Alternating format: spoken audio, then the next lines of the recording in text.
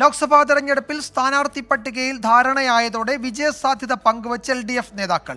തിരുവനന്തപുരത്ത് BJP കേന്ദ്രമന്ത്രിമാരെ അടക്കം ആരെ ഇറക്കിയാലും LDF വിജയിക്കുമെന്ന് ബിനോയ് വിശ്വം പറഞ്ഞു.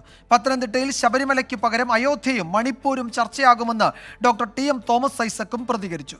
പിണറായിയെ അപമാനിച്ച KS ഹംസയെ പൊന്നാനിയിൽ സ്ഥാനാർത്ഥിയാക്കിയതിൽ CPM മറുപടി പറയണമെന്ന് KPCC അധ്യക്ഷൻ K സുധാകരൻ ആവശ്യപ്പെട്ടു. ലോക്സഭാ തെരഞ്ഞെടുപ്പുകളും രാഷ്ട്രീയ വാക്പോരുകളുമായി ചൂടുപിടിച്ചു തുടങ്ങി.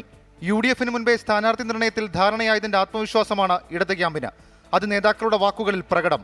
പത്തനംതിട്ടയിൽ സാമുദായിക മത്സരമല്ല രാഷ്ട്രീയ പോരാട്ടമാണ് നടക്കുന്നതെന്ന് TM തോമസ് ഐസക്.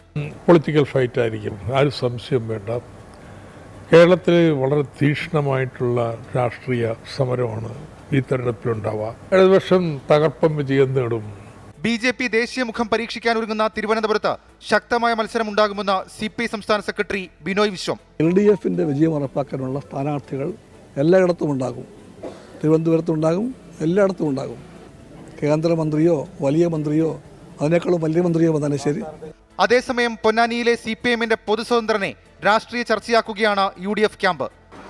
പിണറായിയെ കഴുത്തിന് പിടിച്ച് പുറത്താക്കണമെന്ന് പരസ്യമായി പ്രസംഗിച്ച KS ഹംസയാണ് CPMന്റെ പൊന്നാനിയിലെ സ്ഥാനാർത്ഥി. പിണറായി വിജയന്റെ കുഞ്ചിന് പിടിക്കണമെന്ന് പറഞ്ഞ ആളെയാണ് മഞ്ചേരിയിലെ സ്ഥാനാർത്ഥിയാക്കി വെച്ചിരിക്കുന്നത് എന്ന് പറയുമ്പോൾ അതിന്റെ മറ്റൊരു വശം നമ്മൾ പറയേണ്ട കാര്യമുണ്ടോ എന്ന് എനിക്കറിയില്ല. CPIM പ്രൊഫസർ C രവീന്ദ്രനാഥിനെ ഇറക്കുന്ന ചാലക്കുടി സേഫ് എന്ന UDF സ്ഥാനാർത്ഥിയെ പരിഗണിക്കുന്ന സിറ്റിംഗ് MP ബെന്നി ബെഹന്നാൻ.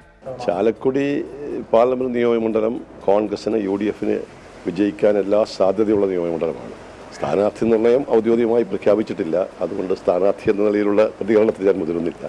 പക്ഷെ നിയോജകമണ്ഡലം വളരെ സേഫാണ്. ഈ നിയോജകമണ്ഡലം 20 മണ്ഡലങ്ങളിലും വിജയസാധ്യത മാത്രം ലക്ഷ്യം വെച്ചുള്ള സ്ഥാനാർത്ഥികളെ നിശ്ചയിക്കാൻ കഴിഞ്ഞുവെന്നാണ് LDF നേതൃത്വത്തിന്റെ വിലയിരുത്തൽ. 26-ന് CPIയും 27-ന് CPIഎമ്മും ഔദ്യോഗികമായി സ്ഥാനാർത്ഥികളെ പ്രഖ്യാപിക്കും. 24 തിരുവനന്തപുരം.